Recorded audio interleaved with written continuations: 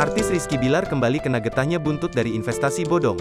Jika sebelumnya suami Lesti Kejora itu diperiksa polisi terkait kasus Doni Salmanan, kini Bilar terseret dalam promosi trading DNA Pro. Bukan cuma Rizky Bilar, sederet nama artis tanah air juga ikut terseret, mulai dari Ivan Gunawan hingga Billy Syahputra. Kini polisi akhirnya menegaskan bahwa robot trading DNA Pro ialah investasi bodong dan sudah menetapkan 9 tersangka. Terkait hal itu, Rizky Bilar pun angkat bicara. Suami Lesti Kejora tersebut mengaku pasrah dengan apa yang akan dihadapinya nanti. Ia percaya bahwa ini merupakan cobaan dari Tuhan yang mampu dilaluinya dengan baik. Pokoknya kita menjalaninya dengan baik, terus jangan ngeluh, tetap bersyukur, kata Rizky Bilar, dikutip Tribun Style dari YouTube Intens Investigasi pada Kamis, tanggal 7 April tahun 2022. Selalu percaya setiap cobaan tidak mungkin melampaui batas kemampuan kita, imbunya. Lebih lanjut, Rizky Bilar mengaku siap apabila sewaktu-waktu dirinya dipanggil polisi untuk menjalani pemeriksaan.